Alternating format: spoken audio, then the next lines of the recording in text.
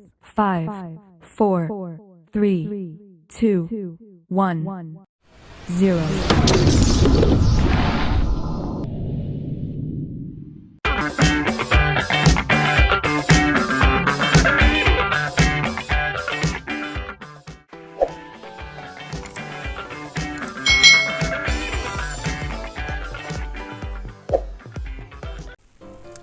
Hai. Selamat datang di channel YouTube Kak Citra. Apa kabar adik-adik semuanya? Kak Citra berharap kalian dalam keadaan yang baik, sehat, dan siap untuk belajar ya. Hari ini kita akan belajar bersama-sama untuk mata pelajaran tematik kelas 4. Kita belajar di tema 8 nih, daerah tempat tinggalku. Subtema 3, bangga terhadap daerah tempat tinggalku, pembelajaran yang keempat. Mari adik-adik kita belajar dengan penuh semangat ya. Adik-adik, Udin sedang menonton pentas ketoprak Gajah Mada. Sumpah Palapa membawa petaka. Ketoprak dipentaskan oleh murid sekolah dasar. Udin senang dengan tokoh utamanya yaitu Patih Gajah Mada. Mereka senang dengan peran Patih Gajah Mada. Keluarga Udin ini keturunan Jawa adik-adik. Ia merasa bangga dengan keberagaman kesenian yang ada di Jawa. Nah adik-adik, bagaimana dengan kesenian yang ada di daerah kalian masing-masing? Apa saja kesenian yang terkenal di daerah kalian masing-masing? Misalnya kalau di sini dari Jawa itu ada ketoprak atau drama dalam bahasa Jawa adik-adik, ketoprak itu. Adik-adik, bentuklah kelompok yang terdiri atas 3 orang. Kemudian kalian carilah cerita fiksi yang ada di dalamnya itu memiliki minimal 3 tokoh. Tuliskan nama dan sifat dari masing-masing tokoh yang ada pada cerita tersebut. Peragakan perannya ya dengan sifatnya yang sesuai dari cerita itu di depan kelompok lainnya atau di depan guru kalian.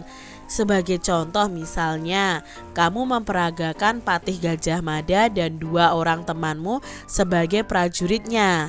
Patih Gajah Mada ini mengajak 2 prajurit untuk melawan musuh. Maka dialog saat bermain peran sebagai berikut.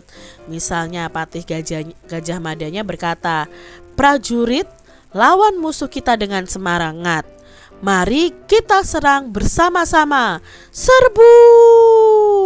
Patih Gajah Madanya berdiri tegap di depan kedua prajuritnya, lalu tangan kanannya menuding ke arah musuhnya sambil berkata itu tadi adik-adik.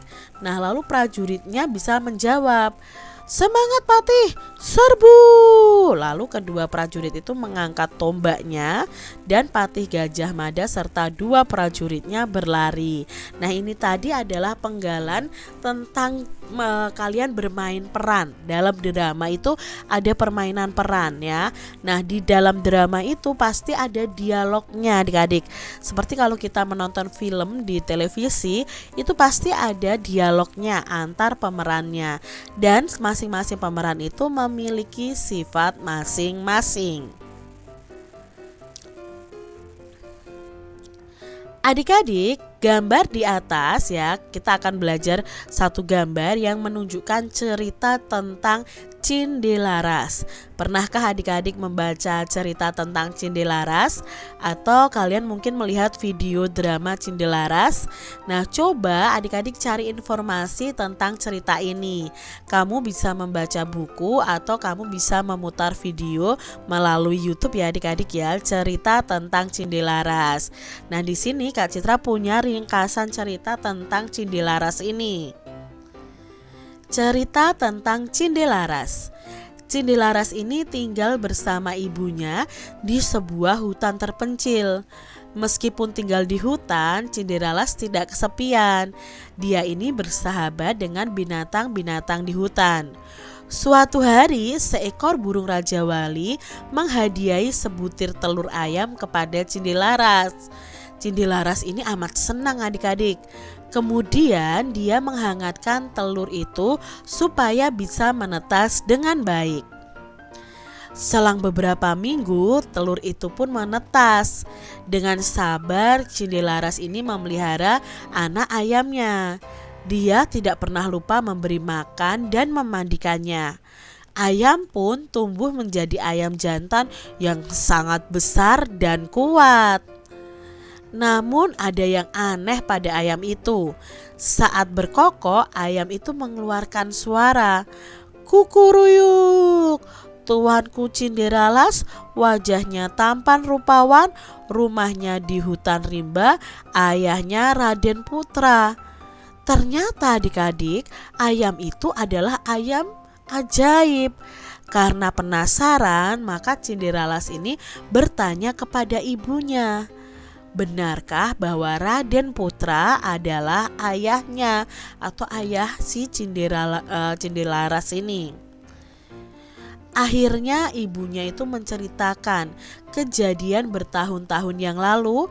Raden Putra ini mengusir ibu Cindelaras dari istana karena dituduh telah meracuni adik dari Raden Putra. Saat itu Raden Putra tidak mengetahui bahwa ibu Cindelaras ini sedang mengandung. Mendengar cerita ibunya, Cindelaras bertekad untuk menemui Raden Putra. Setelah menempuh perjalanan jauh, Cindelaras ini sampai di kerajaan Jenggala. Aku ingin mengadu ayamku dengan ayam Raden Putra, kata Cindelaras kepada para pengawal. Raden Putra menemui Cindelaras. Saat melihat Cindelaras, Raden Putra terkesiap. Beliau merasa mengenal wajah itu. Siapa kau? Berani sekali menantang ayamku. Apa yang akan kau berikan kepadaku jika ayammu kalah? Tanya Raden Putra. Cinderalas ini menunduk hormat. Hamba akan mengabdikan seluruh hidup hamba pada kerajaan Jenggala. Raden Putra pun setuju adik-adik. Cindelaras pun mengeluarkan ayamnya dari keranjang. Begitu keluar, ayam Cindelaras langsung berkokok. Kukuruyuk, tuanku Cindelaras, wajahnya tampan rupawan, rumahnya di hutan rimba, ayahnya Raden Putra. Semua yang ada di situ terkejut. Wajah Raden Putra memucat. Siapakah dirimu sebenarnya? Mengapa ayam ini berkata bahwa kau adalah putraku? Tanya Raden Putra. Lalu Cindelaras ini pun menceritakan siapa dirinya. Raden Putra terduduk mendengarnya. Aku telah menyia-nyiakan anakku sendiri, sesal Raden Putra. Raden Putra lalu memandang Cindelaras, lalu berkata, anakku, maukah kau memaafkan kesalahan ayahmu ini? Cindelaras akhirnya mengangguk mantap. Raden Putra pun lega. Kemudian beliau memerintahkan para pengawal untuk menjemput ibu Cindelaras di hutan. Sebenarnya setelah mengusir ibu Cindelaras, Raden Putra ini menyadari bahwa dia telah melakukan kesalahan. Namun dia tidak dapat menemukan istrinya. Sekarang berkat ayam jantan Cindelaras, mereka semua dapat berkumpul kembali. Itu tadi adik-adik ya, cerita tentang Cindelaras. Nah adik-adik, dari cerita ini kita mau jawab beberapa pertanyaan nih. Siapakah yang menjadi tokoh utama dalam cerita Cindelaras? Nah yang menjadi tokoh utama dalam cerita Cindelaras tadi ya Cindelarasnya, karena dia yang ada di setiap adegan atau di setiap cerita yang muncul terus menerus, itu tokoh utama. Berikutnya adik-adik, Siapakah yang menjadi tokoh pembantu atau tokoh tambahan dalam cerita Cindelaras? Ya, yang menjadi tokoh pembantu atau tokoh tambahan itu ada ibunya, lalu nanti ada burung Raja Wali, lalu ada ayam, ada pengawal, dan ada Raden Putra. Siapakah tokoh yang berperan antagonis dalam cerita Cindelaras? Nah, siapa yang berperan antagonis di sini? Yang berperan antagonis itu awalnya adalah Raden Putra karena mengusir istrinya yang sedang mengandung. Tapi di akhir cerita Raden Putra ini meminta maaf kepada Cindelaras dan ibunya. Mengapa tokoh dalam soal nomor 2 itu dikatakan berperan antagonis adik-adik? Atau Raden Putra mengapa dikatakan berperan antagonis? Nah, karena menuduh ibu Cindelaras telah meracuni adiknya, lalu mengusir ibu Cindelaras dari istana. Siapa lawan dari tokoh antagonis ini?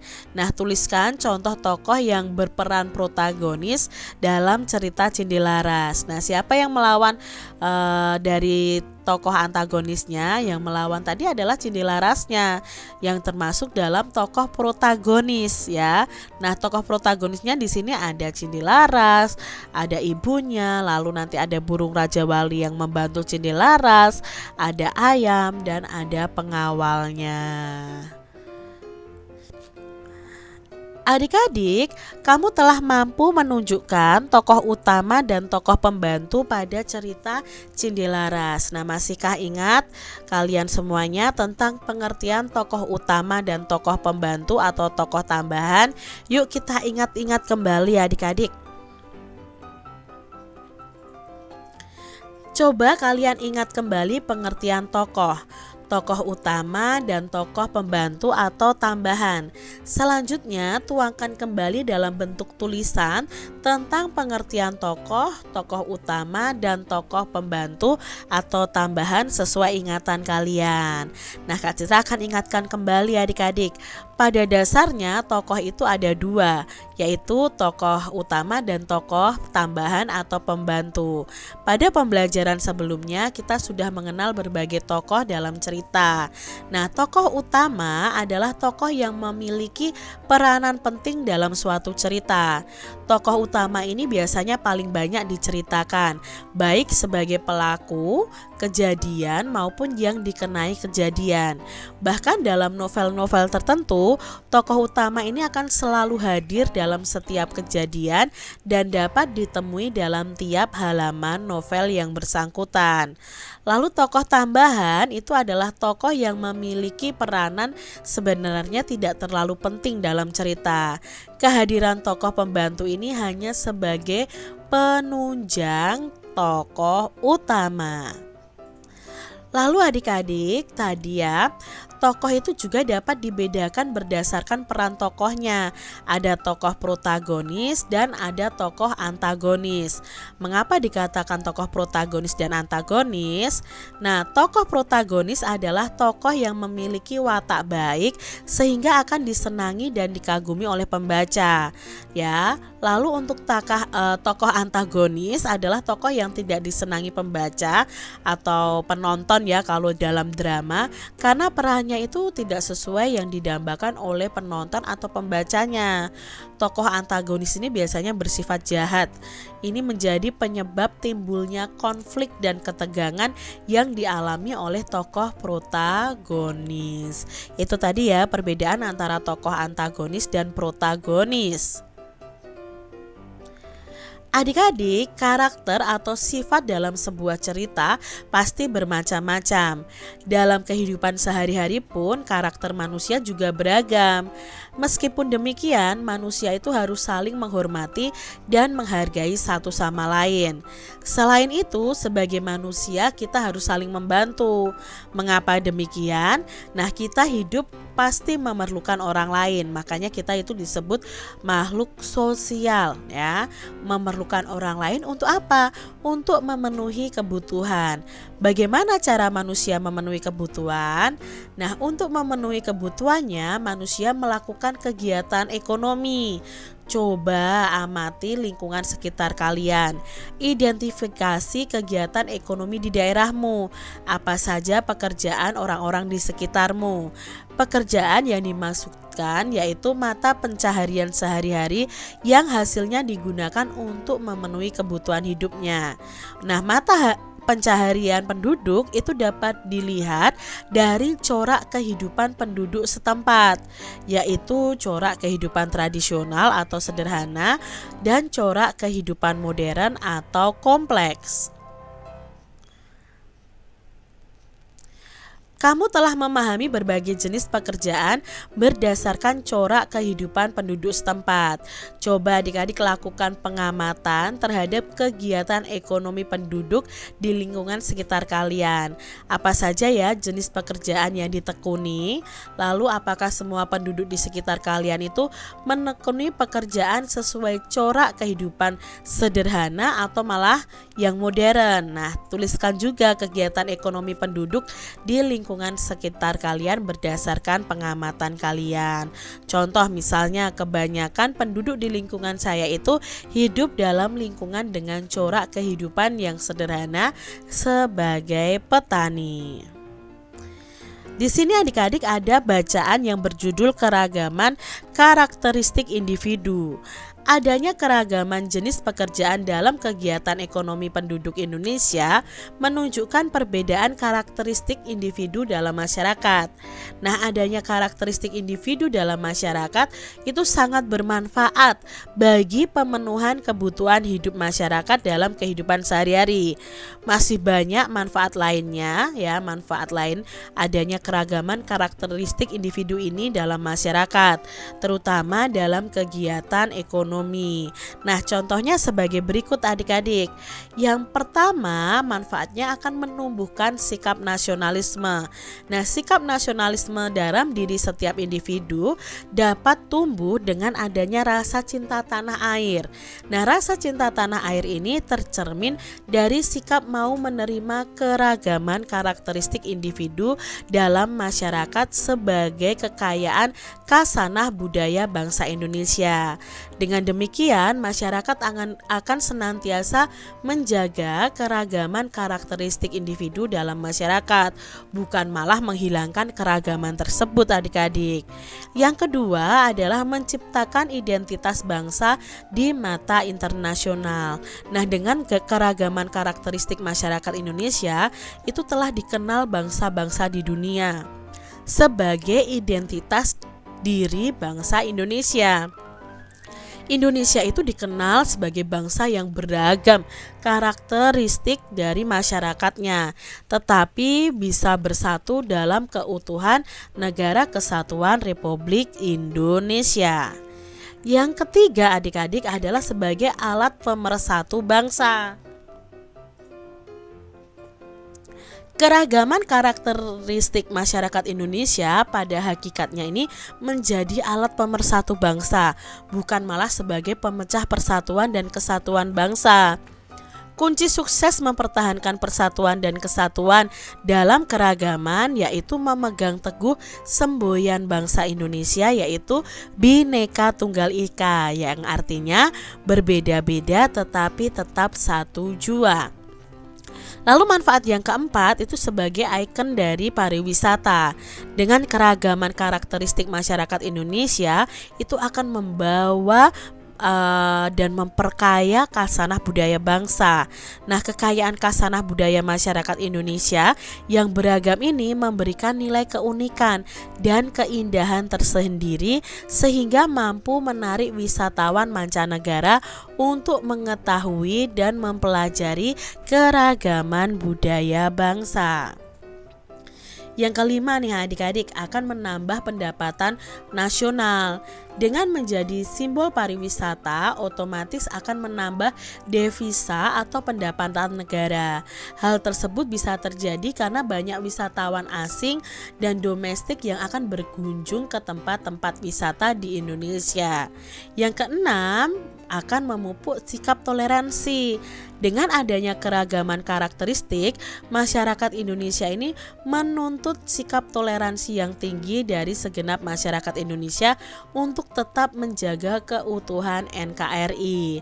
Nah, sikap toleransi antar masyarakat dapat ditunjukkan dengan sikap saling menghormati perbedaan yang ada, lalu tolong menolong tanpa mempermasalahkan perbedaan yang ada, dan menjunjung tinggi kepentingan bersama daripada kepentingan individu atau kelompok. Adik-adik, sudahkah kamu memupuk sikap toleransi dalam keragaman dengan masyarakat di lingkungan tempat tinggal kalian? Semoga sudah ya adik-adik ya, kita harus toleransi dengan orang-orang di sekitar kita walaupun berbeda-beda. Apa bentuk tindakan memupuk sikap toleransi dalam keragaman masyarakat di lingkungan tempat tinggalmu? Coba adik-adik tuliskan tindakan-tindakanmu yang mencerminkan sikap toleransi dalam keragaman masyarakat di lingkungan tempat tinggalmu. Nah, di sini Kak Citra ada contoh beberapa bentuk tindakan yang memupuk sikap toleransi di lingkunganku. Antara lain, 1. Tidak mengganggu ibadah orang lain. 2. Membiarkan teman melaksanakan ibadah sesuai agamanya. Yang ketiga, mau menghargai agama orang lain. Yang keempat, tetap bergaul walaupun beda ras, suku, agama, dan lain-lain. Lalu mau membantu tetangga tanpa melihat ras, suku, dan agama. Yang keenam, kita tidak boleh memaksakan agama kepada orang lain. Itu tadi adik-adik ya, toleransi yang harus kita lakukan. Demikian tadi adik-adik pembahasan kita di tema 8, subtema 3, pembelajaran yang keempat. Semoga video pembelajaran ini bermanfaat untuk adik-adik semuanya, dan sampai jumpa lagi di video pembelajaran Kak Citra selanjutnya. Tuhan memberkati. Jangan lupa tekan tombol subscribe, lalu tekan loncengnya, tekan juga tombol like, lalu share ke media sosial kalian. Jangan lupa untuk ikuti media sosial Kak Citra. Terima kasih.